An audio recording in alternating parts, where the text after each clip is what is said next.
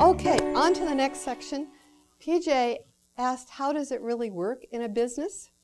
I'm going to give 3 examples.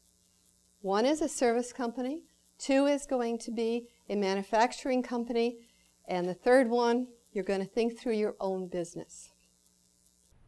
The service company was Brown & Brown. Robert Iacco was regional director of sales And had a policy that the top 20% of their customers had personalized service, and the other 80% of the customers had automated service. Robert Iacco didn't understand why they had that policy until he started his own insurance conglomerate called Trust Point Insurance in Bristol, Virginia. Every time he partnered with another insurance firm, the same result was there. The top 20% of the customers generated 80% of the profit. And he became a believer and instituted the same policy. Whenever a salesperson talked to their manager, the sales manager looked at their book of customers and took away 80% of them. And then the salesperson had only 20% to take care of. That meant if he worked 5 days a week, he only needed to work 1 day with only 20% of his customers, and he could go fishing on the other days. But would you be happy with only 80% of your commissions? Well, they weren't. On the other 4 days of the week, they went fishing, but they went fishing for top prospects, customers that were just like the top customers. Well, they were easy to convert into customers. So once all of the customers in the book of customers was just like the top 20%, then the sales commissions quadrupled and the profit of that insurance business quadrupled. So the profits squirted up. They went all the way to the ceiling. Now we're going to look at a manufacturing company. And I'm from Milwaukee, so what vehicle manufacturer is that? Harley Davidson? Yes, yes, yes, yes. And here we have all of our Biketoberfest and Bike Week. I thought for sure you'd pop it right out. Harley Davidson was one of the first manufacturers of motorcycles in America, but by 1950 they were in bad state. You see, the movie came out called Hell's Angels, which gave a terrible image of bikers, you know, the greased down outlaw image. And as a result, Harley Davidson had very low profits, and they had to sell their business to another company.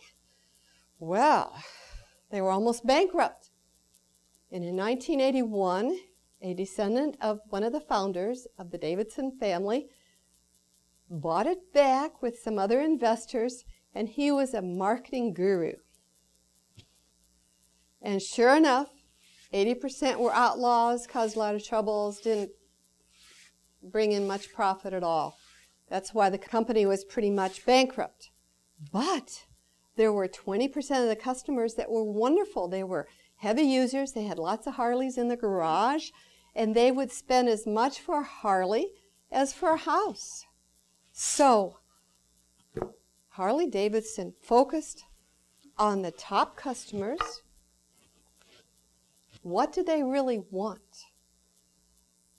They wanted events and hog parties, Harley owner group parties and rallies and wonderful excitement as a lifestyle. You see, Harley meant freedom from a cage. A cage is a car. So they did their work, and when they were out of work, they went riding, and that was their real identity. They were so excited about being in these biker events that they got their friends to also join until all of them were top customers. Now let's think about what Harley is like now. They have a backlog of a couple of years to get a Harley. The price of the Harley is really high.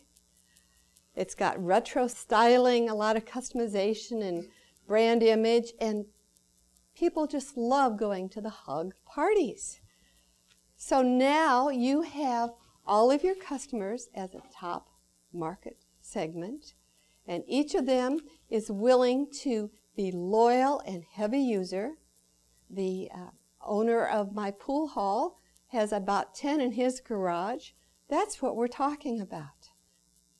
If you think of the profitability of vehicle companies, by far, Harley is one of the most profitable.